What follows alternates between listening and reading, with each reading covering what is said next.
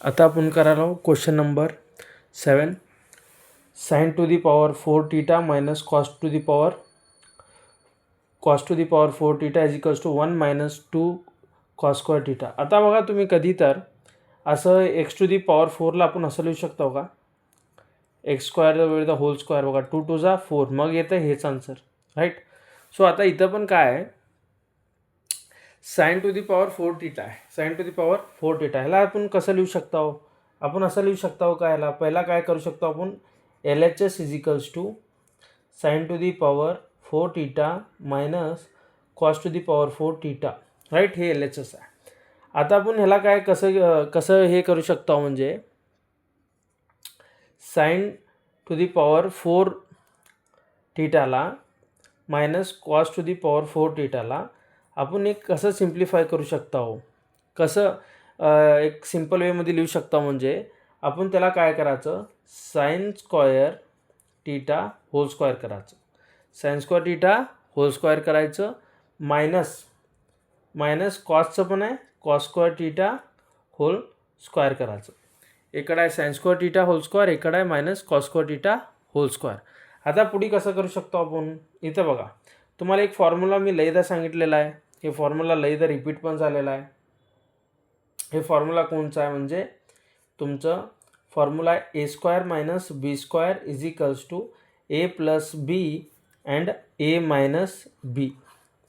A plus B and A minus B. And हे फॉर्म्युलामध्ये बघू शकता तुम्ही. आता आपण काय करू शकतो, हे ना A² आहे, समजा हे साइन स्क्वेअरच A आहे अँड हे कॉस स्क्वेअरच काय B आहे.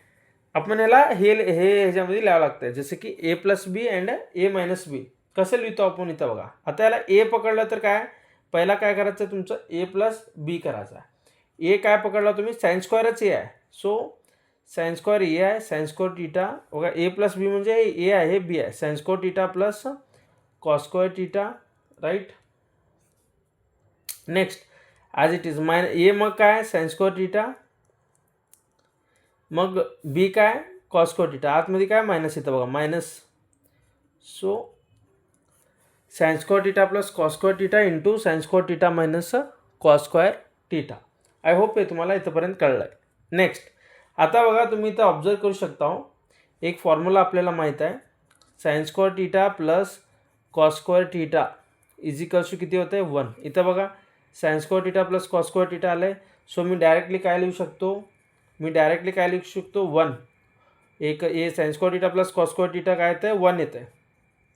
अँड इथं काय येतं आहे, sine square theta minus cos square theta as it is ठेवतो मी.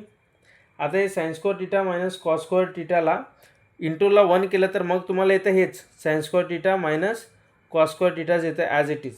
आता मग एकदा तुम्ही अजून एक फॉर्म्युला यूज करावं, सेम ॲज इट इज हेच फॉर्म्युला यूज करावं, कोणचं, sine square theta plus cos square theta is equals to 1. आता याला तुम्ही कसं लिहू शकता, सपोज मला हे साइन स्क्वेअर थीटाचं फॉर्म्युला पाहिजे असलं तर मी as it is sine square theta कसं आहे तसंच ठेवतो, अँड हे cos theta plus cos square थीटाला तिकडं पाठवलं तर काय होतं आहे, मायनस कॉस स्क्वेअर थीटा होतं आहे. सो आता तुम्हाला साइन स्क्वेअर थीटाचं फॉर्म्युला भेटलं. सो हे साइन स्क्वेअर थीटाचं फॉर्म्युला काय भेटलं तुम्हाला, 1 मायनस कॉस स्क्वेअर थीटा. आता हे 1 मायनस कॉस स्क्वेअर थीटा मी हे साइन स्क्वेअर कुठं आहे तिथं घालतो, 1 minus cos square theta. Sir हे कसं आम्हाला कळावं, बघा आपण क्वेश्चनच्या अनुसार जावं लागतं आहे.